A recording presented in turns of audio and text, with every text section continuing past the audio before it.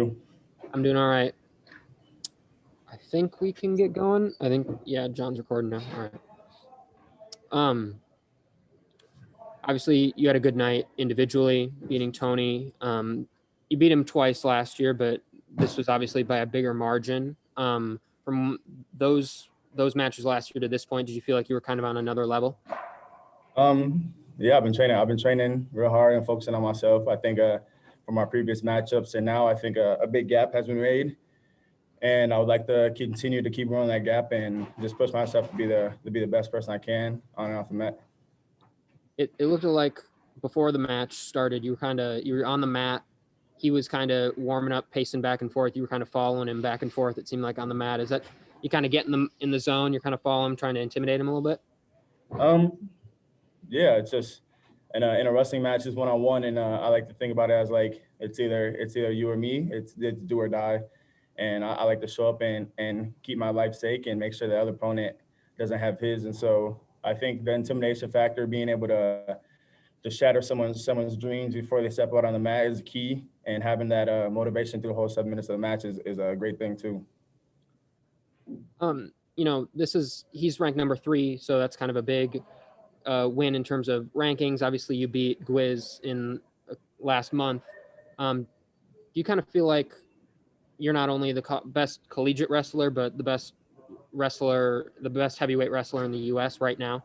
I don't like to think that way. I think I might be number one on both the USA pole and the college pole and the Hodge Trophy running. But I mean, at the end of the day, I'm number two. I think myself as number two. I'm trying to go out there and reprove my number one ranking each and every week and make sure that I can progress as a whole and just keep dominating everybody they put out in front of me. All right, Gable, that's all I got for you. Thanks. Yeah, thank you.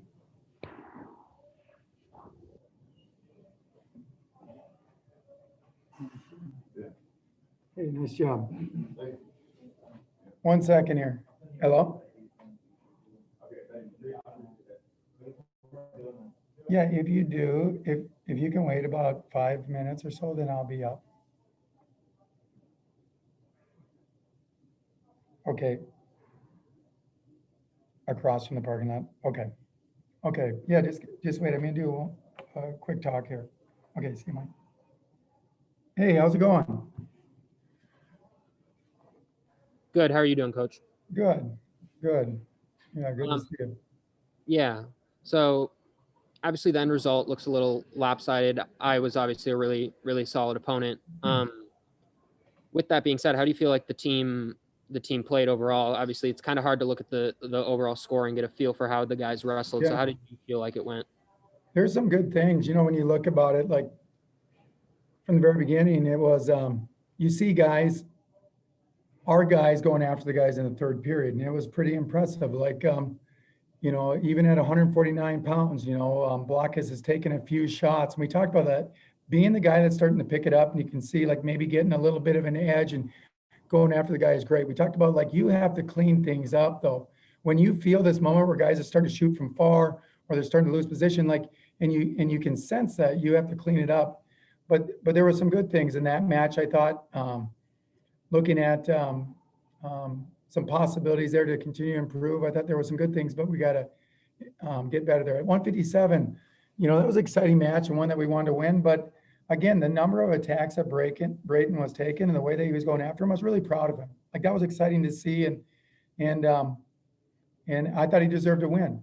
And sometimes it tells you a lot when we try to keep your composure, but you got the other coaches, the Brands brothers, and when they're going that upset after they got a win, I know that it's not something that you've read through, you've been there. I can tell they're not excited about it. They did not like the way those matches finished, where they're supposed to be going after them. And there were some matches like that happened to us, so I felt that way. But I sensed when they were so upset about certain things that there was that feeling of disappointment. Especially when you look at it at a situation at 49, or then you go to 65, and boy, Marinelli, what a tough guy. But you have this kid that's wrestled 4 years, and he's the guy at the end that's moving forward and taking ground. And I'm impressed against a very, very good wrestler. And like I said before, I have a lot of respect for their program and those wrestlers You know, I know they're great wrestlers, but I was super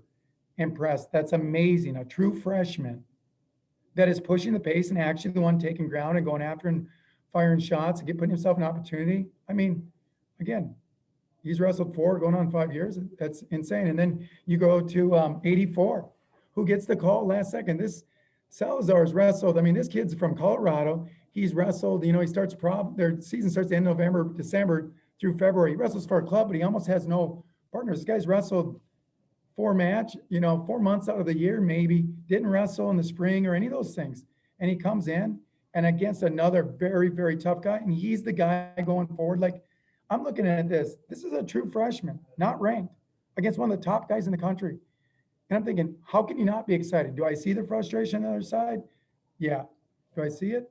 But did we get the victory there? We didn't. But I think those are things to build up. There's other matches where I would say the same thing against us, you know, that we didn't finish, we didn't wrestle smart, we didn't continue to attack.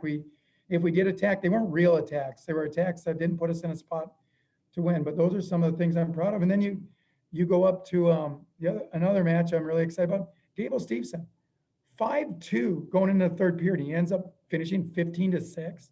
You're looking at the number of points that he's putting up in this moment. That is amazing. I mean, 15-6 against the number 3 guy. We're not talking about a non-ranked guy against, you know, a number 2 guy in the country. I just think that's impressive.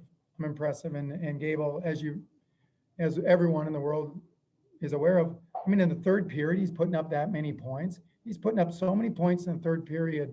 He just mentally very, very tough. And that was exciting. But those were the highlights, I guess. And yeah, the score is tough. But I knew it, you know, coming in here, we talked about like the small battles. Like, you don't beat a team like that by coming out and just winning the duel. It takes time. It doesn't happen in an hour in a duel or even overnight. But you have to have guys like Isaiah and Sparks and Blockus and Gable. And I could go through other guys that are actually going after him, continuing to wrestle. And Marcos Blancos, right? I mean, another guy at 41 got beat by a lot of points, but he continued to fight. I mean, here's a guy that's non-ranked against one of the top guys, and that ain't an easy thing to do in this conference. So those are things that I'm proud of and excited about. So we got to continue to build. We got to work hard. We got to make sure this feeling. I see how disappointed Sparks was. I see how disappointed Salazar was. You know, even Gable, like he wanted more, but we said, don't forget about that. Whether you're a guy that got beat or you're a guy that won or you're a guy that lost close, like this feeling you feel, you got to feel it tomorrow. It's got to burn inside you. You can't forget about it. We talked a lot about that over the weeks. We're proud of the guys. There's duels we've lost. We've been proud. There's matches we won and we said we could have done more. And I guess against a really tough opponent, I know those are things that as a staff we're excited about. Speaking of Gable a little bit, it seems like, you know, this win for him was much bigger than any of his wins against Tony last year. And then obviously he beat Gwiz last month. He seems to just kind of be on another level. And when he's out there, he seems to be just, even against a number 3 ranked wrestler in the country, he seems to just be a level above him. Is that kind of what you're seeing too? Yeah, he's you know, competing to score as many points as he can. He has that mentality, and you see a lot of really good wrestlers out there in Division I wrestling. When things get tight and close, you see that they start second guessing themselves. You know, you see it all the time. And with Gable, like, I could tell he didn't feel great there going into the third period. He was doing a lot of action. He was taking a lot of shots. He had a lot of attacks, and some of them that he scored no points on. And he just goes out and picks it up. He's different than he was last year. You're right. Those were close matches. He could have coasted with a 5-2 win, and instead it ends up 15-6 against a really tough kid.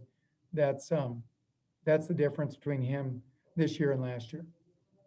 All right, Coach. That's all I had for you. I'll let you get out of here. Thanks. Yeah, hopefully I get you something good there. But thanks a lot for covering us, Paul. Appreciate it, man. Have a good night. You too.